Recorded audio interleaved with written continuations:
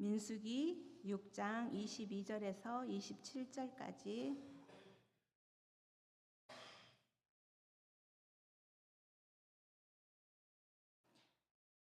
제가 읽어드리겠습니다.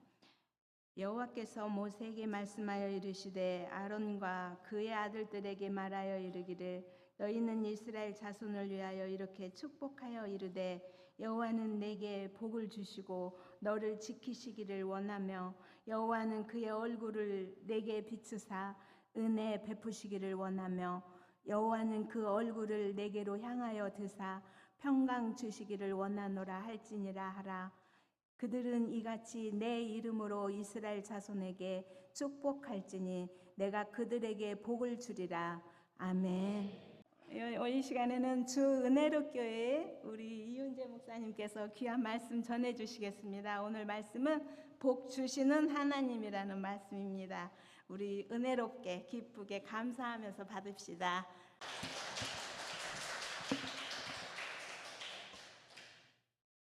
제가 키가 좀 큽니다. 화면도 부담스럽네요. 전민중앙교회 예배를 한 번씩 제가 양 목사님 염탐한다고 본 적이 있는데 다른 건 잘 모르겠고요. 이 화면이 부담스러운 거예요. 사람이 꽉 차가 나오니까 그래, 이게 좋은 것 같아요. 꽉 채우지 마세요. 좀 꽉 채우면 심히 부담이 돼요. 이거 얼굴만 나오면 또 이것도 이상한 것 같아요. 이것도 이상한데 조금 내려주세요. 이런 게 좀 좋은 것 같아요. 저 큰 사람들이 가지는 어떤 약간 컴플렉스가 뭐냐면 크게 보이는 거 별로 안 좋아해요. 작아 보이고 싶은 게 있기 때문에 요거 좋네요. 양 목사님한테는 꽉 채우시고 저는 이렇게 해주세요. 네. 걱정이 들었습니다. 올 때도 저렇게 꽉 잡으면 타이트하게 잡으면 안 좋을 텐데 생각했는데 되는군요. 기도 한번 하겠습니다. 좋으신 하나님 감사합니다. 귀한 교회에 함께 와서 예배할 수 있도록 은혜 주시고 주께서 귀하게 보시는 귀하게 쓰시는 교회와 함께 예배할 수 있는 은혜가 있음을 인하여 감사와 찬양을 주님께 올려드립니다. 주님 이 시간 함께하여 주시고 우리 가운데 말씀하시고 주님 홀로 영광 받아 주시옵소서. 감사드리며 예수님 이름으로 기도드립니다. 아멘. 양 목사님하고 저는 이제 룸메이트로 한 2년 반인가 썼던 것 2년 정도를 했던 것 같아요. 안지는 좀 됐는데 신대원에 가서 이제 한 2년 정도를 같이 보내고 연락을 이렇게 주고받고 얼굴은 잘 안 봐요. 근데 이렇게 오래간만에 봤고 사모님도 십몇 년 만에 처음 본 것 같은데 깜짝 놀랐어요. 저분은 그대로고 나만 늙은 거예요. 이런 불공평한 세상이 오래간만에 그냥 다른 거 없이 그런 기교 없이 그냥 하나님을 찬양하는 교회를 본 것 같은 거예요. 그래서 눈물 날 뻔했어요. 반주도 평범하고 다 욕을 하는 건 아니에요. 그런데 화려한 게 좋은 건 아니더라고요. 제가 해보니까 화려한 게 좋은 게 아니라 은혜가 없으면 화려한 뭐예요? 그건 딴따라지. 중요한 거는 하나님을 향한 마음을 가지고 찬양하는 거라면 저는 기타 하나 아니 무반주여도 괜찮다고 생각하거든요. 근데 그게 느껴지는 것 같아서 참 좋은 교회에 와서 예배 드리는구나. 오기 전까지 조금 피곤했는데 오늘 예배 지금 2번 하고 이렇게 이렇게 오는 중이라서 좀 피곤하긴 했는데 찬양하면서 다시 리셋이 된 것 같아요. 그래서 참 좋은 교회에서 제가 함께 또 저녁 예배 드릴 수 있게 된 것이 저한테 되게 감사하고 좋은 것 같다라는 생각을 하면서 귀한 찬양팀으로 섬기시는 분들을 많이 격려해 주셨으면 좋겠어요. 이거는 진짜 립 서비스가 아니에요. 그러니까 수준이 음악적으로 잘한다 못한다를 떠나서 순수하게 찬양하는 사람들 만나기 요즘 잘 쉽지가 않아요. 그냥 기교를 되게 많이 배워가지고 기교적으로 뭘 하고 하는데 그거 다 필요 없어요. 그냥 내 마음으로 하나님께 드리면 그것이 나도 은혜되고 성도들에게 은혜되고 교회도 은혜되는 건데 이 전미중앙교회 찬양팀이 그런 것 같아서 참 감사하고 좋은 것 같아요. 그런 귀한 찬양팀을 주신 하나님께 우리 영광의 박수 올려드리겠습니다.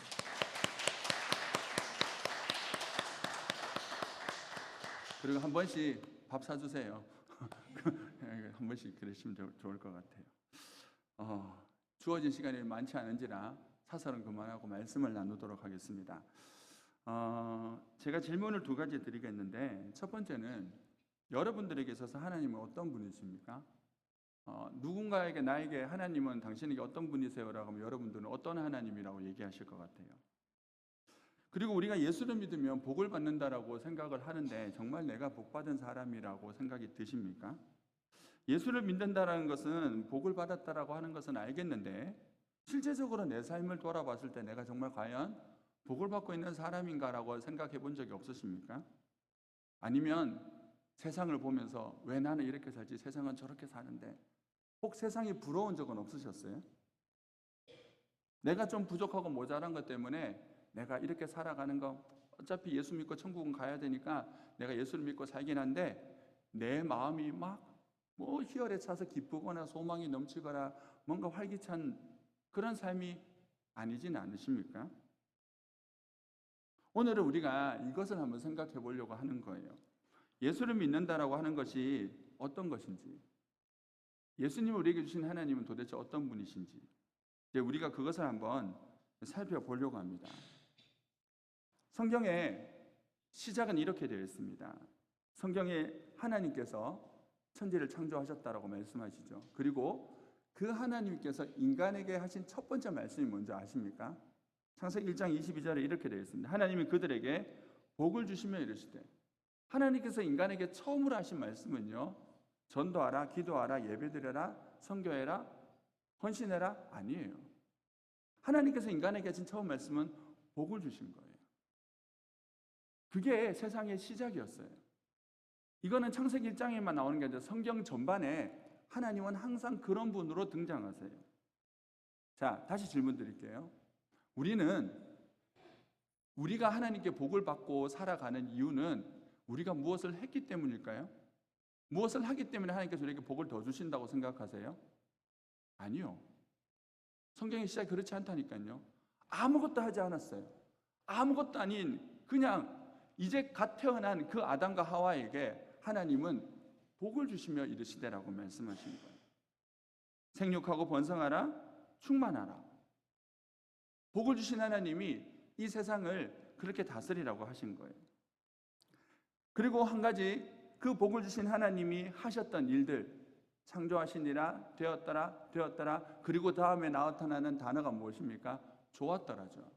그럼 우리가 알 수 있는 결론이 뭐예요? 한 가지 결론은 하나님의 복은 언제나 우리에게 좋더라라는 거예요. 하나님은 시작부터 선언하시고 시작하십니다. 나는 너희들에게 복을 주는 존재이고 내 복은 항상 좋은 거다.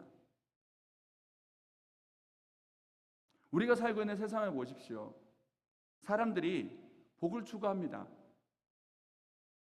행복하지 않기 위해 살아가는 사람 없어요. 저나 여러분들이나 다 행복하고 싶어요. 교회 밖에 있는 사람들도 다 행복하고 싶어요. 근데 문제는 뭡니까? 그렇지 않다라는 거죠. 지식이 많아졌고 풍요해졌고 살기가 좋아졌고 전 세계가 부러워하는 대한민국이 되었다라고 하지만 우리들이 과연 그만큼 행복할까요? 단연코 아니라고 생각합니다. 제 어릴 때보다 이 시대의 아이들은 행복하지 않다고 생각해요.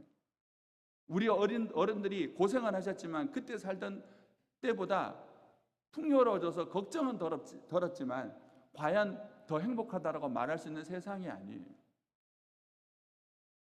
언제나 불안과 걱정이 뉴스에 판을 치고 언제나 불안과 걱정이 우리의 마음을 파고듭니다. 하나님은 복 주시는 분이라고 분명히 선언하시고 시작하셨는데 우리는 복을 추구하는데 세상의 삶, 우리의 삶은 그런 복된 삶이 아닌 것처럼 보일 때가 많다라는 거예요. 그 이유가 무엇일까요?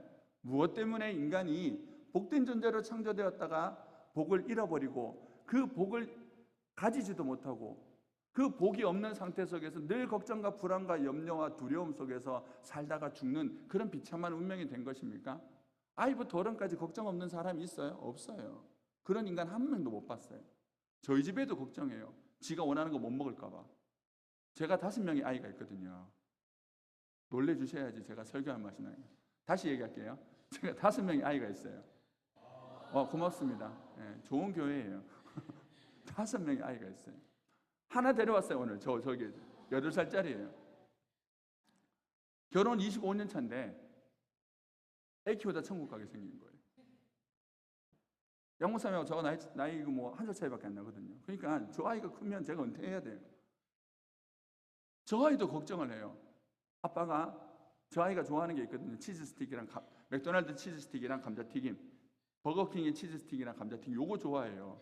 환장하거든요. 설교 시간에 환장한다 얘기해도 양 목사님은 되게 이게 사람이 선하고 그리고 언어도 고왔지만 저는 이게 입이 좀 거칠어가 한 청소년 애들하고 20년 동안 놀다 보니까요. 애들이 막 너 사랑하고 귀하다 하면 뭐라고 어쩌라고 이렇게 나오니까 이놈 새끼야 너 죽을래 이렇게 나와야지 고개를 돌려주니까 이게 어쩔 수가 없어요. 환장하거든요. 주면. 근데 그거를 어떻게 해야 돼요? 지가 먹고 싶을 때 먹을 수 있는지 없는지를 고민을 해요. 오면서 제가 이제 휴게소에 들린다 그랬는데 그래도 조금 시간을 조금 땡기려고 지나갔는데 왜 휴게소를 안 가냐는 거예요. 그랬지만 지가 게임을 하고 있다가 휴게소 1km 남았는데 와이프하고 지나갈까? 그러니까 지나가자. 다음에 가면 되지. 그렇게 했는데 500m 남았는데 갑자기 고개를 팍 들더니 왜 안 가냐고 이러는 거예요. 왜? 지가 먹어야 되는 간식이 있었거든요. 저 아이도 걱정을 해요. 걱정에 의해서 풀어진 사람은 아무도 없단 말입니다.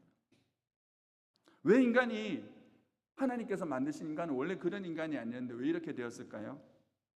이거 바로 죄 때문인 거예요. 하나님께서 인간에게 복을 주시면서 말씀하신 것이 있죠. 선악과를 먹지 말라라는 거예요. 먹으면 죽는다라고 하셨어요. 먹으면 죽음에 관한 열매를 만들어 놓으신 것이 아니라 유혹하기 위해서 만들어 놓으신 것이 아니라 인간이 어떻게 살아야 되는지를 하나님께서 알려주시기 위해서 늘 생각하라고 선악과를 만들어 두셨어요. 보면서 생각하라는 거예요. 하나님 말씀 안에 살아야 된다. 너보다 더 높은 존재가 있다. 너는 요거 벗어나면 안 된다. 그거 늘 기억하라는 거죠. 아이들한테 얘기를 하다 보면 그 아이들이 그 말을 기억하면 때로는 엄마가 없어도 자기가 선을 넘어가면 눈치를 살펴요. 기억한다는 거거든요. 기억하라는 거예요. 그래서 선악과를 만들어 두셨어요. 선악과는 인간이 행복하게 복되게 살아갈 수 있는 울타리와 같은 마지노선이에요.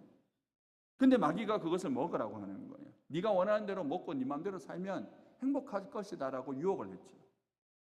그래서 어떻게 합니까? 인간은 그 하나님을 버립니다. 어떻게 하려고? 더 복되게 살려고. 더 좋은 삶을 살기 위해서 복을 주신 하나님을 버립니다. 그래서 어떻게 되었습니까? 더 좋은 세상이 되었어요? 아니요. 무엇을 해도 저나 여러분이나 아이나 어른 할 것 없이 무엇을 해도 우리는 멸망당합니다. 벗어날 수 있는 인간이 없어요. 세상의 모든 인간은 두 종류밖에 없습니다. 폼나게 살다 죽는 인간과 그냥 그렇지 못하게 살다 죽는 인간밖에 없어요. 폼나게 살다 지옥 가느냐 그냥 그렇게 살다 지옥 가느냐 이 두 종류의 인간밖에 없어요. 이유가 뭐라고요? 하나님을 버린 거예요. 복되신 하나님을 버리니 인간이 불행해진 거예요. 그게 성경의 이야기예요. 그런데 놀라운 것은 뭐냐면 그 복되신 하나님을 버린 인간에게 하나님은 또 찾아오셔서 복을 선포하신 거예요. 그 대표적인 이야기가 오늘 본문의 이야기입니다. 오늘 본문은 이스라엘 백성들에게 하나님께서 주신 말씀이고 흔히들 아론의 축복 기도라고 불리는 그 말씀이에요. 말씀을 보시면 이렇게 되어 있습니다. 여호와께서 모세에게 말씀하여 이르시되 아론과 그의 아들들에게 말하여 이르기를 하나님께서 말씀하셨어요. 어떤 말씀을 하셨어요?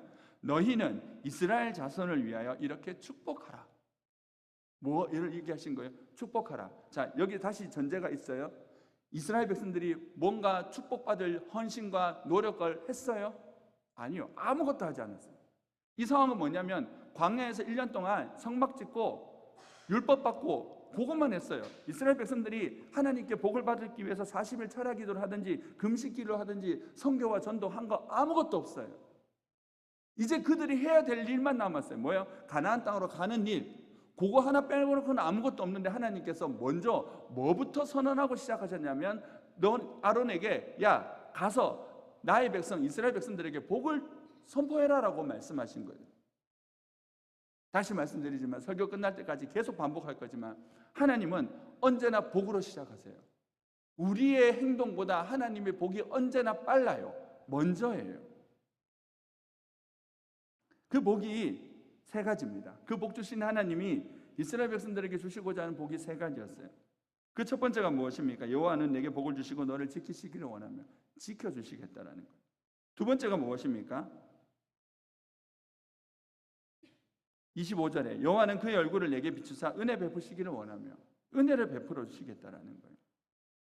복을 주신다는 거예요. 지켜주시는 복. 지켜주시겠다는 거죠. 왜 이 지켜주시는 복이 중요할까요? 세상은 위험 천국이잖아요. 위험한 것이 너무 많아요. 자식 키우다 보면 저는 5명이 되다 보니까 자식을 놓지 않겠다는 사람들의 마음도 좀 알 것 같아요. 생각하고 걱정해야 될 게 너무 많아요. 그 귀찮은 거거든요. 때로는 힘든 거거든요. 그러니까 혼자 살고 싶은 거예요. 혼자 살면 나만 지키면 되지만, 근데 자식이 내 원하는 대로 움직여줍니까? 움직여주지 않잖아요. 어디서 뭔 짓을 할지 전혀 알지 못하는 시한풍토과 같은 때가 많단 말이에요. 무슨 은혜가 중요해요? 지켜주시는 은혜. 시편에 있잖아요. 121편. 하나님은 너를 뭐 하시는 분이라고요? 지키시는 분이라고. 어떤 위험 가운데서도 보호하면서 지켜주신다고요. 이스라엘 백성들이 이제 전쟁해야 되는데 하나님께서 선언하시는 거예요. 나는 너를 지킬 거야. 무슨 말입니까? 너 안 죽는다는 거예요. 너 전쟁에도 안 죽을 거야. 너 전쟁에도 패배하지 않을 거야. 이 전제는 뭐냐면 네 앞에 어떤 존재가 있어도 내가 먼저 선언했기 때문에 네 앞에 어떤 강한 존재가 있고 어떤 대단한 군대가 있어도 너는 죽지 않을 거야. 좀 전에 찬양 불렀잖아요. 주의 자녀로 산다는 게 뭐라고요? 불 가운데로 지나간다고요. 그 다음 말씀이 뭐예요? 불 가운데로 지나갈 거야. 하지만 불이 너를 태우지는 못할 거야. 너희가 홍수가 너를 덮을 거야. 그런 날이 있어. 하나님 없다고 하지 않으셨어요. 있을 거야. 걱정하지 마. 그 홍수가 너를 덮치지 못할 거야. 그게 예수 믿는 사람이에요. 그래서 세상이 보고 기겁을 하는 거예요. 저거 죽어야 되는데 왜 안 죽냐 저거? 저거 태워져야 되는데 왜 안 태워져? 그 사람들이 누구였어요? 다니엘과 세 친구였잖아요. 다니엘의 세 친구. 던졌어요. 던진 놈은 죽는데 들어간 사람들은 룰루랄라 하고 그 안에서 불꽃 산책을 하고 있는 거예요. 나왔어요. 하나님 뭐라고 하신 거예요? 불이 너를 삼킬 거야. 하지만 너는 불 때문에 죽지는 않을 거야. 그게 어떤 은혜입니까? 지키시는 은혜예요. 그 은혜가 누구에게 있다고요? 예수 믿는 우리들에게 있다고. 그 은혜를 우리가 무엇을 했기 때문에 지켜주시는 게 아니에요. 하나님께서 일방적으로 그렇게 하시겠다고 우리에게 선언하시고 그렇게 말씀하시는 거예요. 성경을 창세기부터 쭉 읽어보시면요, 하나님은 끊임없이 배반하는 인간들에게 그 복을 들고 찾아오세요. 두 번째 복이 뭐라고요? 은혜. 내게 비춰서 은혜 베푸시기 원하며. 은혜란 것이 무엇입니까? 대가 없는 선물이잖아요. 근거가 없는 선물이잖아요. 우리는 은혜라고 하죠. 한국교회를 휩쓸었던 은혜라는 찬양. 모든 것이 은혜. 왜 모든 것이 은혜예요? 내가 한 것보다 더 많이 누린 거예요. 나는 여전히 하나님을 제대로 섬기지 못하고 배반하고 그렇게 어긋날 때가 많은데 하나님은 나를 그냥 계속해서 말씀해 주시고, 그리고 죄송합니다 그러고 미안합니다 그러고 회개합니다 그러면 언제나 그런 듯이 죄를 던져버리시더니 용서하시고 사랑한다 하시는 거예요. 그게 은혜라는 거예요. 우리가 여기까지 온 것이 우리의 공로 때문일까요? 목사님, 저는 아닌 것 같은데요. 제가 한 번도 죄를 짓지 않아서 여기 서 있는 걸까요? 그래서 여러분들이 의인의 설교를 들으러 오신 거예요? 아니요. 어떤 사람의 설교를 들으러 오시냐면 수많은 죄악 가운데서 용서받은 죄인의 설교를 여러분들이 들으시는 거예요. 우리에게 주시는 은혜는 뭐냐면 받을 가치가 없는데 우리가 도대체 예수님의 생명값으로 구원받아야 될 이유가 어디 있냐고요. 그것이 어느 순간부터 나의 공로가 되고 나의 의가 되고 내가 이랬으니까 은혜 받을 만하다라고 생각한다면 그것이 바로 타락이고 그것이 지옥 가는 죄예요. 왜요? 은혜를 지 공로로 치환시켜버린 거예요. 예수의 피보다 자기의 노력이 더 중요하다고 했기 때문에. 그것만큼 하나님 앞에 불경죄가 어디 있어요? 신앙에서 가장 위험한 것은 은혜 위에 자기가 서 있는 거예요. 은혜 아래에 서 있는 것이 아니라 은혜 주신 하나님보다 내가 더 중요한 거예요. 은혜는 하나님께서 일방적으로 주시는 거예요. 우리는 칼빈의 예정론을 믿어요. 우리의 교단은. 그 예정론이 그거거든요. 하나님께서 너를 선택하셨다. 왜요? 몰라요. 왜 저와 여러분들은 여기 와서 예배를 드릴까요? 전도해 보셔서 아시죠? 전도해 보시면요, 사람들 생각보다 예수 안 믿으려고 합니다. 근데 신기하고 놀랍게도 가끔 가다가 정말 희한한 분들을 만나요. 그냥 슬쩍 했는데 전도하는데 와가지고 뭐 하시는 중이세요? 전도하는데요. 나 한번 줘봐봐요. 받아요. 보더니 여기 가면 됩니까? 네. 와요. 어떤 인간은 5년, 6년, 7년, 8년 그렇게 매달려도 안 오는데 이거 어떻게 설명하냐고요. 저희 집 애들은 목사 집안으로 아이로 태어났어요. 걔들이 선택했어요. 걔 제대로 어릴 때부터 예배 다 끌고 다녔거든 제가요. 불쌍한 아이들이죠. 제들이 선택했어요? 아니요. 저는 제가 목사하기로 제가 선택했을까요? 아니요. 내 인생은 내 마음대로 된 게 하나도 없거든요. 저는 제 인생은 제 뜻대로 계획대로 된 것이 하나도 없어요. 지금 이 순간도 하나도 없어요. 그래서 저한테 제 삶은 은혜인 거예요. 왜요? 나는 이렇게 복되고 행복하고 즐겁게 살 수 있는 삶을 몰랐어요. 내가 원하는 대로 살려고 했는데 하나님께서 그때마다 은혜 주시고 감동 주시고 끌어다 놓고, 때로는 이놈 걔가 또 끌어다 놓고 해서 제가 목사가 되고 여기 와서 지금 이렇게 설교까지 하고 있는 거예요. 돌아보면요, 내가 잘한 것이 아니라 주님께서 그때마다 또 나타나셔서 복을 얘기하시고 또 나타나서 복을 얘기하시고, 이거 어떻게 설명해요? 그런데 신기하고 놀라운 것은 어떤 사람은요, 이런 은혜가 없는 사람들이 있더라는 거예요. 잠깐만 물을 마시겠습니다. 너무 또렷하게 쳐다보시니 긴장이 돼가지고, 한 분이라도 좋으시면 내가 긴장을 안 할 건데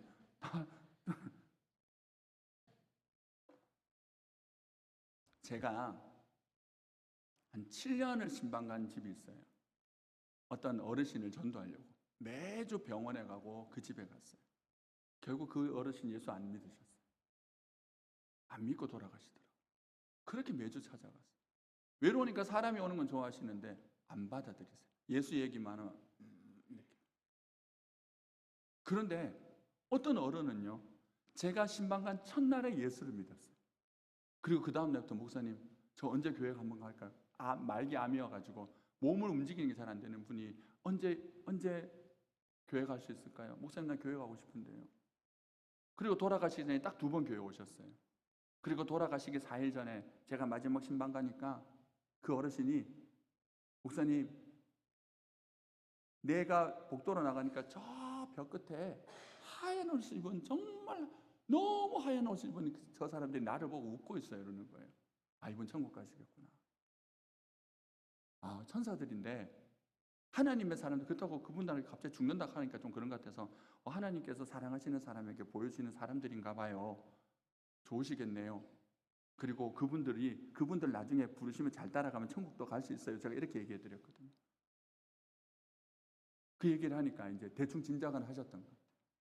그리고 제가 이제 신방 마치고 나가는 그때 되니까 그 아픈 몸을 이끄시고요, 병상에서 일어나시더니 저한테 90도 인사하시는, 목사님 고맙습니다. 그리고 천국 가셨어요. 단 4개월 만에. 어떻게 설명해요? 은혜라니까요.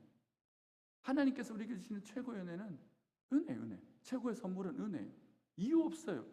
나는 모르겠어요. 내가 왜 예수를 믿고 여기 앉아서 이렇게 예배를 드리고 찬양을 하고 왜 난 찬양만 부르면 눈물 나는지.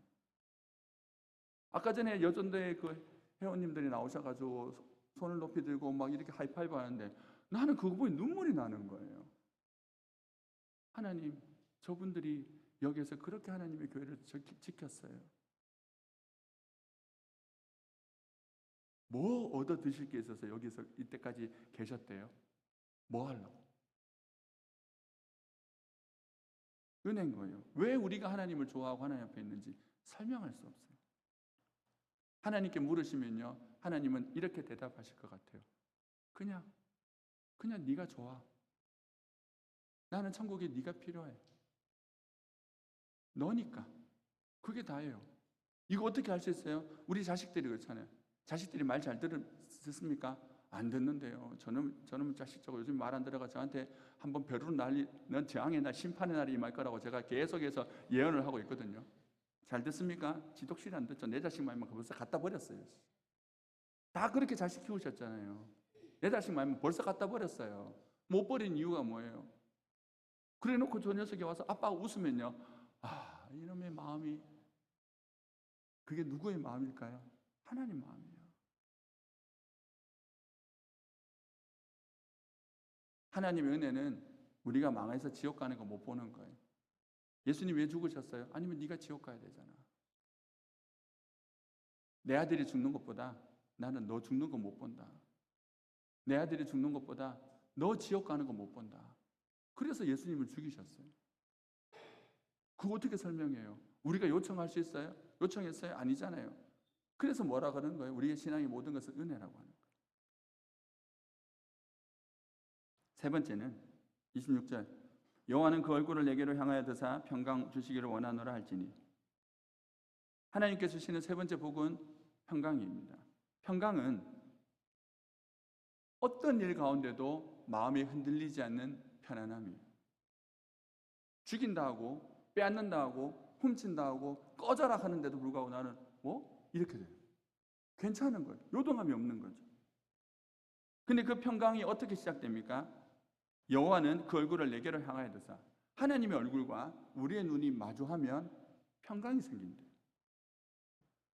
시편 131편 2절 실로 내가 내 영혼으로 고요하고 평온하게 하기를 젖된 아이가 그의 어머니 품에 있음 같게 하였나니 내 영혼이 젖된 아이와 같도다. 아이에게 가장 필요한 것은요 엄마 품이에요. 엄마 품이면 전쟁의 폭탄이 펼쳐도 그 아이는 잠을 자요. 아이와 눈을 맞추는 엄마와 눈을 맞추는 아이는요 언제나 평안해요. 그 평안이 우리가 하나님을 바라볼 때 가지는 평안인 거예요. 하나님 보면요 끝나요. 이거 어떻게 알 수 있냐면 우리가 잘 아는 사건이 하나 있어요. 신약에 보면 베드로가 무리를 걷습니다. 왜 걸어요? 그가 대단한 능력이 있어요? 아니죠. 좀 전까지 두려워가 벌벌 떨고 있던 베드로가 어떻게 그 두려움 풍랑이 여전히 있음에도 불구하고 저는 바닷가에 살거든요. 제가 살고 있는 곳이 통영인데 소개를 안 해드렸구나. 전 통영에 살아요.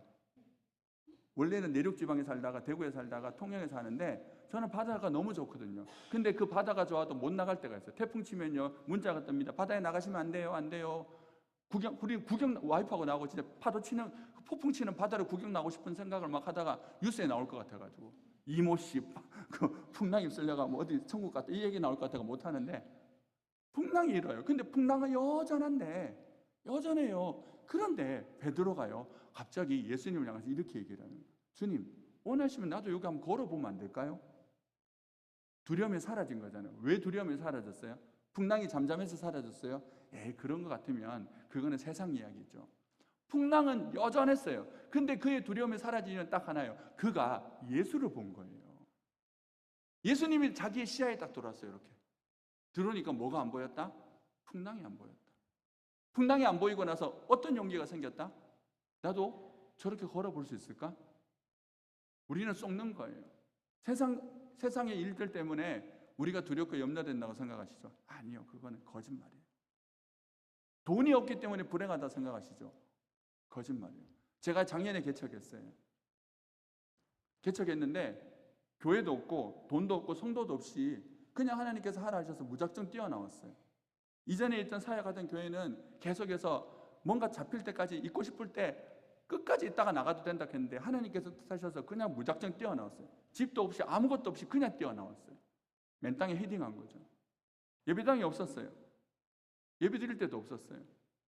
그러다가 어디 예배 드릴 장소만 있으면 개척하는 거지 그러고 했는데 어떤 목사님께서 여기는 못 드렸을 것 같아요. 왜냐하면 주일 저녁에 예배 드리잖아요. 오전 2시, 3시만 되면 예배가 끝난대요. 그래서 가면 오후 4시부터 예배 드려도 된대요. 거기 가서 예배해서 저희가 한 11개월을 드렸어요. 오후 4시부터. 그렇게 예배를 드렸어요. 교회도 없는데 그냥 가서 예배 드리고 2시간 예배 드리면 저희의 주일은 2시간이었어요. 2시간 드리면 집에 가는 거예요. 처음에 너무 이상한 거예요. 막 12시까지 목사가 자고 있는 것도 이상하고 6시 때가 집에 가는 거 2시간 드리고 집에 가는 것도 이상하고 그렇게 시작했어요. 사례비가 있었겠어요? 아니요. 저희 집 7식구예요. 사택도 개척하니까 없어졌어요. 조금 더 현실감이 있게끔 제가 이게 자꾸 어디 가서 설교하면 자꾸 이렇게 얘기를 하니까 불쌍여기라고 하는 것이 아니라 이게 하나님께서 어떻게 하시는지 제가 사는 증거를 말씀드리는 거예요. 한 달에 월세부터 시작해서 기본적으로 들어가야 되는 180이에요. 한 번도 밀린 적 없어요, 지금까지. 밀린 적은 있어요. 조금씩 밀리긴 해요. 근데 쫓겨나진 않아요. 심히 불편할 때가 있어요. 근데 그거 아십니까? 불편하지만 저는 한 번도 저희 가족과 저희 아이들은 불행한 적이 없어요. 신앙을 살면 불 가운데로 가는 거 불편하죠. 누가 불 가운데로 가고 싶어요? 내가 삼겹살 구워 먹을 때 빼고 내가 서핑할 때 빼고 누가 폭풍 가운데 들어가냐고요. 들어가면 불편하죠. 불행하지 않다니까요. 베드로가 무리를 걸었어요. 걸었잖아요. 걸었는데 그 걸었는 것이 뭐냐면 사람들이 보기에는 우와 죽겠다는 그 상황이었거든요. 근데 베드로는 뭐였어요? 인류 최초로 폭풍 위에서 윈드 서핑한 사람이에요. 다른 사람들이 보면 저거 죽어야 되는데 저기서 놀고 있네 이렇게 되는 거예요. 하나님께서 하라고 하시니, 하나님께서 은혜를 주시고 복을 주시니 살더라는 거예요. 제 얼굴 보십시오. 제가 걱정과 근심에 쩔어가지고 막 이렇게 찌들어서 보이세요? 보이시면 안경 바꾸셔야 돼요. 저는 불안하지 않아요. 물론 불안할 때가 있죠. 힘든 것이 이만큼이라면 제가 느끼는 힘든 건 이만큼이에요. 나머지는 하나님께서 이렇게 저렇게 은혜를 베푸셔서 항상 웃게 하시고 행복하게 하세요. 그런 생각보다 저는 개척이 쉬운 것 같아요. 그래서 이 시대에 누가 개척하냐고 그러는데 했어요. 재밌게 했어요. 지난주에는 우리 순천에 가서 야유회도 신나게 놀다 왔어요. 와서 교회 돈으로 다 하고 왔어요. 재밌게 즐겁게. 제가 늘 하는 얘기 우리 성도들한테, 우리 교회는 돈이 없는 교회가 아니에요. 돈이 부족한 교회지. 그래서 마음대로 할 수 있어요. 선교사님들 오면 대접해드리고, 선교비 필요하다 하면 털어서 다 보내드리고, 어차피 내가 시작했나 하나님께 시작하시고 복 주신다 하셨는데 머리 안 굴려요. 왜요? 주시는 평강이 있으니까 괜찮더라고요. 하나님의 얼굴을 보고, 예배는 뭡니까? 하나님 얼굴을 보는 시간이죠. 하나님 얼굴이 하나님 얼굴과 내 얼굴이 딱 마주치면요, 폭풍 가운데 우리가 어떻게 한다고요? 주님, 나도 걸으면 안 될까요? 집사님 걸어가는 거 보니 나도 같이 걸어가자. 야, 그렇게 사는 거 괜찮은 것 같아. 제가 청년 때 와이프가 와 있지만 24살 때 와이프와 결혼했고, 제가 24살이 아니고 와이프가 24살 때 결혼했는데, 제 그때도 무일푼이었어요. 믿음으로 차같이 가가지고 따님 주시면 주님께서 먹이실 겁니다. 걔가 그렇게 데려왔어요.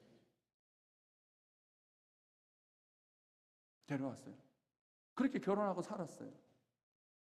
재정이 떨어지더라고요. 2002년도 결혼했는데 결혼한 지 3개월 만에 저희 통장이 빵원이 됐어요. 그 이후로부터 5명의 자녀를 낳고 지금까지 차 몰고 돌아다니면서 할 것 다 합니다. 우리 집 애들 살쪄가지고 다이어트도 합니다. 그거 보고요, 제 후배들이 용기를 많이 얻었어요. 와, 저 형 보니까 돈 없어도 결혼하는구나. 나도 소망을 가지자. 그래서 저것도 결혼하기 시작하더라고요. 그게 예수쟁이 아닐까요? 똑같은 조건에서 대단하게 살아가는 것 같으면 그건 이재용 회장을 보고 우리가 롤 모델을 삼아야죠. 하지만 우리가 예수 믿는 사람이라면 예수 믿는 것 때문에, 예수님의 은혜 때문에, 평강 때문에, 야, 저렇게 살아도 저렇게 살 수 있는 것 같으면 나도 할 수 있겠다. 이만한 어떤 능력 가지고 살아가는 거라면 기가 죽죠. 근데 하나님께서 저를 목사로 세우신 이유가 있다고 생각해요. 저는 보잘것이 없거든요. 학벌, 재능, 성격, 양 목사님 보면 딱 오늘도 와이프한테 양 목사님 들어올 때마다 했어요. 정말 목사 같지 않냐? 그에 비하면 나는 날라리 같아. 이랬거든요. 없어요. 근데 하나님께서 왜 저 같은 사람 목사를 세운지 아세요? 야, 저 인간도 저렇게 살잖아. 저 인간도, 근데 여기서 웃으시면 제가 기분이 나빠요. 저 인간도 저렇게 살잖아. 그냥 너도 저렇게 살 수 있는 거야. 하나님께서 저한테 왜 개척하라고 하셨냐면 여러 가지 이유가 있겠지만 딱 한 가지예요. 이 얘기 너무 많이 해서 와이프도 지겨울 수도 있는데, 제가 청년들한테 한 얘기가 그거거든요. 내가 나가서 교회 개척할 건데 내가 살아가는 거, 여전히 저 목사가 죽지 않고 살아있는 거 보면 여전히 말씀으로 살면 된다는 거, 그거 보고 너희들도 어느 곳에 있든지 말씀으로 살아라. 저는 모험심도 없고 가늘고 길게 가는 거 좋아해요. 그리고 뭔가 개척 정신은 없어요. 선교 시킬까 봐 겁나요. 하나님 위해서 목숨 바쳐라 겁납니다. 저는 그렇게 대단한 믿음을 가진 사람이 아니라 지극히 소시민이에요. 정말 이렇게 평소에는 그냥 어디 혼자서 찌그러져 있는 게 더 좋고. 근데 하나님께서 저한테 그 어마어마한 어떤 열정과 능력이 가진 사람들조차 힘들다 하는 걸 저한테 시키셨어요. 왜 시키셨는지 아십니까? 저는 그것 때문이라고 생각해요. 야, 저렇게 무능한 게 보이고 약해 보인 목사도 내가 지키니까, 내가 은혜 주니까 저 교회도 되지 않냐. 그거 보여주시기 위해서라고 생각해요. 저희 성도들한테 맨날 그래요. 저는 할 수 있는 게 없다고, 잘 못한다고. 그래서 하나님 백한다고. 하나님 안 도와주시면 전 다시 기존교회로 들어갑니다. 내가 하고 싶어서 했습니까? 나는 할 능력도 안 되고 기질도 안 돼. 하나님께서 하라 해서가 나왔는데 안 하면 난 다시 갑니다. 그러니까 하나님께서 알아서 지금 조금씩 해주시고 있는 중이에요. 주님의 얼굴을 마주하면요, 평강이라는 선물이 있어요. 주님의 얼굴을 마주하면 은혜가 주어지고, 주님의 얼굴을 마주하면 주님께서 지키시는 은혜 가운데 살게 됩니다. 하나님께서 그 복을 이스라엘 백성들에게 주시겠다고 하셨어요. 근데 우리가 성경 이야기를 잘 알죠. 이스라엘 백성들은 이 복을 누리지 못합니다. 왜 못 누려요? 하나님께서 복을 주시지 않아서가 아니에요. 분명히 하나님 복을 주신다고 이스라엘 백성들이 전쟁하기 전에 이미 선언했는데도 불구하고 이스라엘 백성들은 이 복을 누리지 못하고 광야로 다시 돌아갑니다. 이유는 하나예요. 복 주시는 하나님이 아니라 자기의 생각대로 산 거예요. 자기의 생각을 복이라 생각한 거예요. 메뚜기다 우리는, 저기는 네피림이고 우리는 메뚜기다, 저기는 거인이고 우리는 죽는다. 근데 하나님께서 뭐라고 하셨어요? 너 지킨다, 평강 줄게, 은혜 베푼다, 나와 눈만 맞춰라. 이미 선언하셨어요. 왜? 그럴 줄 알고. 그거 아십니까? 하나님께서 우리에게 주신 모든 은혜는요, 우리의 모든 실수와 우리의 모든 어떤 연약함과 부족함과 우리의 죄성이 다 예상이 돼요. 제가 목회하면서 가장 큰 힘을 받는 말이 있어요. 하나님의 계획 속에 나의 실수도 포함되어 있다. 하나님 나 같은 거 실수 하나 예측 못할까요? 나 같은 것 하나 예측 못해서 하나님께서 당황하실까요? 아니요. 그래서 제가 사역할 때도 늘 그러는 거예요. 실수하고 힘들어하는 아이들마다, 야 괜찮아. 왜 목사님 괜찮아요? 네 그런 줄 알았으니까. 내가 수습할게. 그냥 있어. 내가 알아서 하면 돼. 자식들 사고 안 칩니까? 자식들이 올바른 선택하고 올바른 결정하고 올바른 의지 때문에 자식들이 자라서 결혼하고 학교 가고 대학생이 됐어요? 아니잖아요. 그 모든 실수와 부족함과 잘못된 결정을 부모들이 다 커버쳤잖아요. 그거 자식들이 알아요? 모르지요. 지가 잘나서 그런 줄 알지. 저도 그랬고. 하나님이 그러신 분인 거예요. 그러니까 뭘 두려워하면 안 되냐면, 하나님 우리에게 복을 주세요. 우리가 어떠하든지 간에. 하나님께 나아가면, 하나님 붙잡으면 우리가 하나님 백성이기 때문에 복을 받습니다. 문제는 뭐냐면 내 생각에 빠지는 게 문제예요. 내가 잘못된 결정 어떻게 하냐고. 괜찮아요. 잘못된 결정 때문에 망할 일 없어요. 그래서 때로는 상담을 할 때 어떤 사람들이 목사님 뭐 하면 좋을까 해서 막 물어보면요, 그냥 기도하고 네 알아서 해 그래요. 제가 왜 그러냐면, 뭔가 선택을 할 때 A, B, C, D가 있어요. A가 정답인데 내가 아무리 기도해도 자기는 하나님의 감동을 D로 받았어요. 그래서 기도하고 하나님 저 D 합니다고 하면 D로 해서 디디하게가 망할까요? 아니요. 하나님이 저거는 나를 의지하는 건 좋은데 애가 좀 부족하다. 야 천사들아, A를 D로 갖다 놔라. 빨리 갖다 놔라. 끝나요. 괜찮다니까요. 뭘 못 믿는 거예요? 하나님께서는 우리에게 복을 주고 싶어 하시는 분이라는 사실을 못 믿는 거예요. 내 선택과 내 의지와 내 것 때문에 뭔가 바뀔 거라고 생각하시는 거예요. 이스라엘 백성들이 실패했어요. 하나님은 복 주시는 걸 멈추셨습니까? 아니요. 결국 인간이 하나님을 떠났을 때부터 하나님께서 궁극적으로 인간에게 복을 주시겠다 하신 그 분을, 조금 더 남았어요. 성질난 거 아니죠? 소심해가지고 적하면 마음이 콩닥콩닥거려요. 안 그래도 시계 보고 있는데 전화. 무서워라. 자, 까먹었잖아요. 하나님 우리들에게 궁극적으로 주고자 하신 복이 있어요. 그 복을 아담이 타락했을 때부터 선언하셨어요. 그 복이 뭡니까? 예수님이죠. 구약의 역사를 보면, 구약의 역사는 처음부터 끝까지 배역의 역사예요. 잠시 하나님 섬기다가 떠났어요. 그냥 하나님께서 우리 같으면 하나님 시작해도 안 되겠다, 그냥 꺼져라 이렇게 할 건데, 하나님은 그럼에도 불구하고 그 약속을 신실하게 지키세요. 마침내 때가 참에 예수 그리스도를 이 땅에 보내셨어요. 왜? 우리들에게 복을 주시기 위해서. 멸망하지 않고 영생에서 하나님의 영원한 복을 주시기 위해서 하나님은 복을 주셨어요. 하나님 어떤 분이라고요? 우리에게 복 주고 싶어서 안 달란 분이에요. 그 정도만 알아도 우리가 언제나 실수하고 자빠져도 어떻게 돼? 우리에게 마침내 복을 주려고 안 달란 분이라니까요. 기복주의가 아니에요. 성경은, 신앙은 복에 대해서 얘기를 하고, 우리는 복 받으려고 예수 믿는 거예요. 선교하고 헌신하려고 구제하려고 예수 믿으세요? 아니요. 복 받으려고 믿는 거예요. 결론을 얘기해야 되는 거예요. 미리 말씀드릴게요. 그럼 헌신은 왜 하는 거예요? 내가 복 받았으니까. 복을 가진 자로서 여유를 부리는 거예요. 그게 헌신이에요. 헌신해서 복을 받는 것도 있겠지만 내가 왜 헌신한 줄 아세요? 제가 왜 목사 된 줄 아세요? 하나님께서 날 사랑하신다고 하셨고 내게 복을 주셨으니까 그 내게 주신 복을 나누기 위해서 저는 목사가 된 거예요. 어떤 사람이 헌신하기 쉬운지 아세요? 내게 복이 있는 줄 아는 사람은 이재용 회장이 자기가 가진 재산을 가지고 노블리스 오블리제 해가지고 막 나누어줘요. 베풀어줘요. 왜 그런 사람은 그 여유가 있고 우리에게는 없어요? 그는 어마어마한 재산이 있잖아요. 예수 믿는 사람이 그런 사람이에요.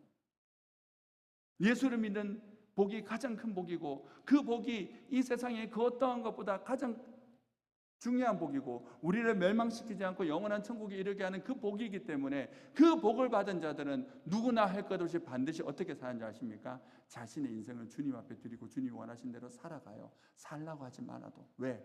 내가 가진 것이 많으니까. 그 사람이 바울이었어요. 예수 그리스도 외에 모든 것을 배설물로 여긴다. 그러면서 자신의 생명, 자기가 가지고 자기의 모든 삶을 가지고 주님을 섬기는데 온 인생을 바쳐요. 세상을 보면 지질이 붕상 떠는 것 같지만 그가 그렇게 살 수 있었던 것은 예수라는 복을 가졌기 때문에 심지어 왕 앞에 서서도 뭐라고 얘기를 합니까? 당신이 내가 이렇게 포박한 것 빼놓고는 당신도 나와 같이 살았으면 좋겠습니다. 누가 앞에? 왕에게도 그렇게 얘기를 하는 거예요. 그게 우리가 받은 복이에요. 왜냐하면 세상에 그 어떤 복이 우리를 죽지 않고 천국 가게 만들어요.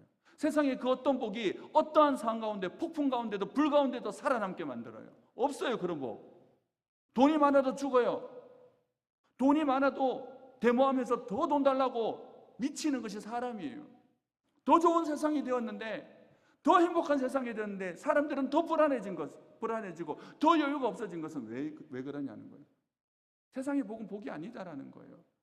우리들이 그렇게 소원하는 기도하는 복은 복이 아니다라는 거예요. 가짜예요, 가짜. 진짜 복은 하나님 그분, 복 주시는 하나님이 우리와 함께하면 그것이 우리의 복이면 그 복을 가지고 살면 어느 곳에서 무엇을 하든 어떤 인생을 살든 그 인생은 평강 가운데 하나님의 보호하심 가운데 은혜 가운데 살게 되는 거예요. 어디에 사느냐가 중요할까요? 아니요.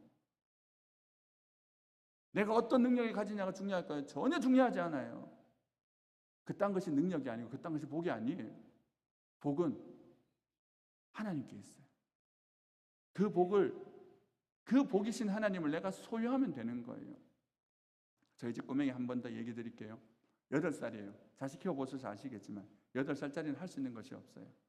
근데 저 아이는 통영에서 여기까지 왔어요. 제가 운전할 수 있어요? 아니요. 길을 알아요? 내비도 볼 줄도 몰라요. 죄송한데 8살인데 한글도 몰라요. 잘. 너무 놀다가 해가지고 우리가 교육을 너무 안 시켜가지고 뭐 이제 한글 배우고 있어요. 저것만 하고. 그런데 살쪘어요. 여기까지 안전하고 무사하게 왔어요. 그리고 제가 예언합니다. 쟤는 내일 저 그 집으로 무사히 갈 거예요. 그걸 아멘 하실 건 아닌데. 왜 가요? 나 때문이에요. 나 때문에. 내가 저 아이의 복이기 때문에. 내가 저 아이와 함께하기 때문이에요. 능력 없어도 괜찮아요. 면허증 없어도 괜찮아요. 아무것도 몰라도 괜찮아요. 엄마 전주가 뭐야? 사진을 보여줘. 여기서 자는 거야? 여기 가는 거야? 와, 너 가봤냐? 옆에 있던 형아가 야, 너 3년 전에 갔어. 지가 3년 전에 5살 때 기억을 어떻게 해요? 몰라요. 근데도 왔다니까요. 전혀 두려워하지 않아요. 저 보세요. 지금 어떡하냐? 낯선 곳에 와가지고 저 어른들이 있는데 저 나 잡아가면 어떡해? 전혀 두려워하지 않아요. 하품 쫙 하고 있어요. 뭐 때문이에요? 내가 지한테 복이잖아요.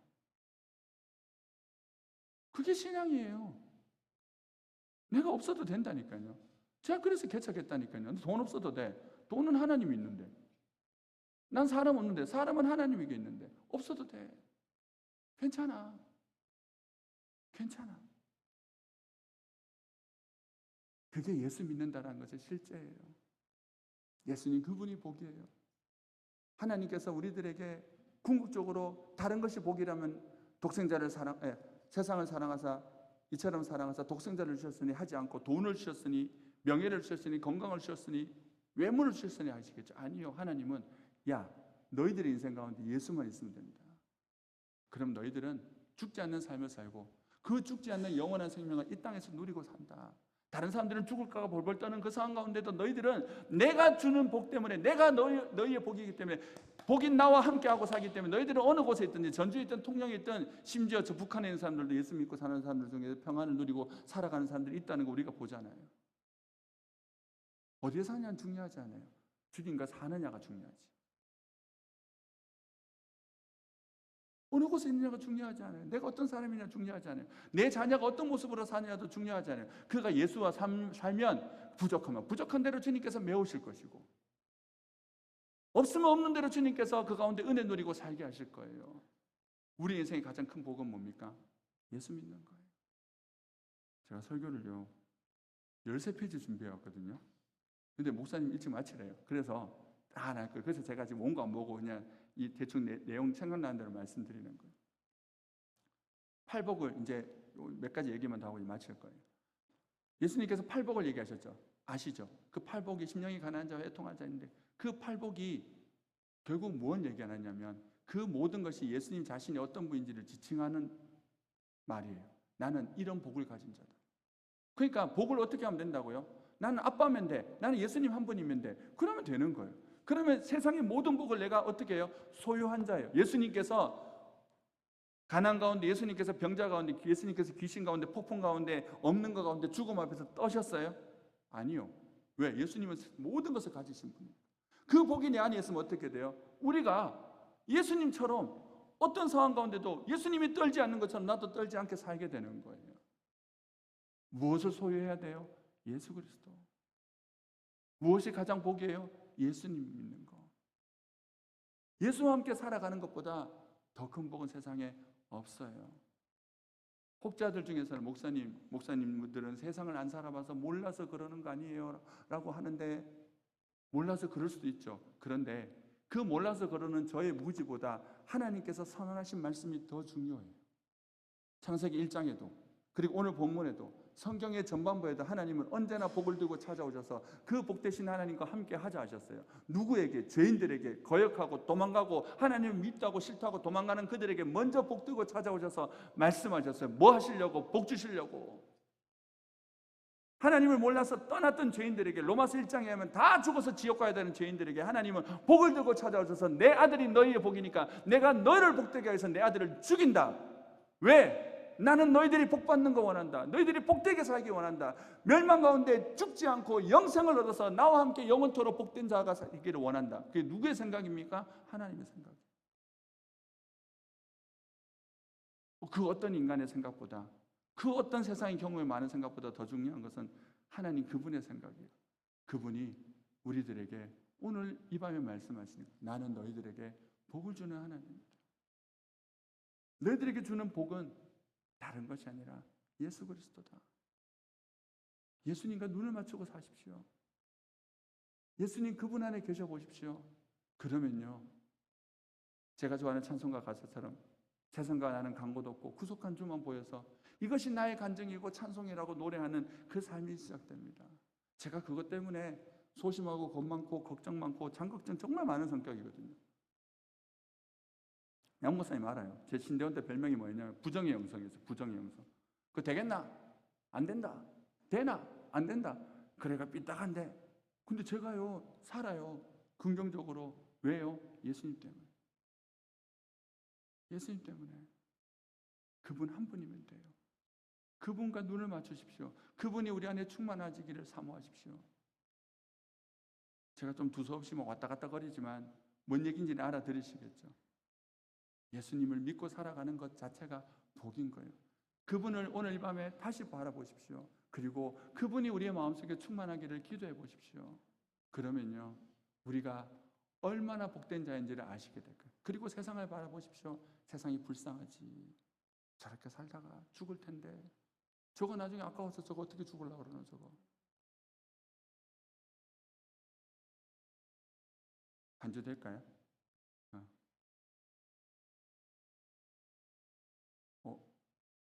나는 주를 섬기는 것을 치고 싶은 키로 치시면 돼요. 그냥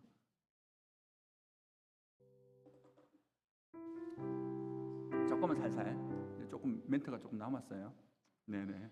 네, 오케이. 네. 좋으신 분이에요. 이 찬양을 이제 부를 겁니다. 나는 주를 섬기는 것에 후회가 없습니다. 내가 평생에 가장 잘한 일은 예수를 믿은 일. 내가 앞으로도 내가 가장 잘할 일은 예수를 믿는 것. 하나님께서 우리에게 주신 최고의 은혜는 예수를 내가 믿게 된 것. 왜? 우리를 복주시는 하나님이시기 때문이에요. 이곳에서 신앙생활 하시면서 또 이 오늘날 같이 예수를 믿는다라고 하는 것이 별로 좋지 않은 이 시대에, 그래도 여기 전라도는 좀 괜찮잖아요. 경상도는 심각하거든요. 제가 있는 통영이 전국 최하거든요. 얼마 전에 기독교 퍼센트 조사하니까 75%가 기독교를 불신한대요. 못 믿겠대요. 기독교를 믿겠다고 하는 퍼센트가 20%였어요. 근데 우리나라 기독교 퍼센트가 20%예요. 나머지는 교회 믿는 사람 빼고는 교회를 싫어해요. 그렇기 때문에 우리가 저주받은 자예요? 아니요. 그럼에도 불구하고 우리가 붙잡아야 될 이름은 예수 그리스도밖에 없어요. 우리 자녀들이 붙잡아야 될 이름도 예수님밖에 없어요. 왜? 그분 하나면 이 땅을 복되게 살아갈 수 있어요. 그분이 계시는 곳에 살면 우리가 그 어떤 상황 속에서도 지키시고 보호하시고 은혜 베푸시는 그 삶 때문에, 그 복 때문에 넉넉히 살아갈 수 있어요. 쫓지 마세요. 상황 관계 때문에 힘든 것이 아니에요. 우리가 그 복 주시는 하나님을 몰라서 그렇고 믿지 않아서 그렇고, 더 나아가서 그 복 주시는 하나님과 오늘 내가 눈을 맞추고 있지 않아서 그런 거예요. 오늘 이 밤에 다시 눈을 맞춰 주십시오. 여호와께서 우리를 향하여 얼굴을 이쪽으로 돌리신대요. 왜요? 복 주시려고. 그 돌리시는 눈, 하나님을 향해서 우리의 눈을 드시면 돼요. 알게 되실 거예요. 그 하나님과 눈이 마주치는 순간 우리의 모든 걱정과 근심이 눈 녹듯이 사라집니다. 그 폭풍우가 보이지 않고 그 불 가운데로 걸어가는, 그 폭풍 가운데 걸어가는 삶을 주님 나도 걸어가 볼게요 라고 하는 밑도 끝도 없는 용기가 생기기 시작할 거예요. 하라는 게 아니에요. 하게 됩니다. 주님 위해서 헌신하라고 하는 것이 아니라 내가 주님과 눈을 맞춰주면 헌신 누구나 할 것 없이 내 모든 것을 갖다 바쳐서 주님 위해서 살게 됩니다. 뭘 먼저 하셔야 돼요? 주님과 눈 맞추는 거예요. 그러면 어떤 인간이라 할지라도, 세상에 그 어떤 인간을 할지라도 그 사람은 주님 위해서 살아갑니다. 저는 그것이 진정한 헌신이라고 생각해요. 기쁨으로 하는 거, 주님 때문에. 오늘 이 밤에 그 주님과 눈을 맞추시고 다시 주님으로 살아가는 그 기쁜 삶을 회복하는 복된 이 밤이 되기를 소원하면서 우리 이 찬양 드리겠습니다. 나는 주를 섬기는 것에 후회가 없습니다.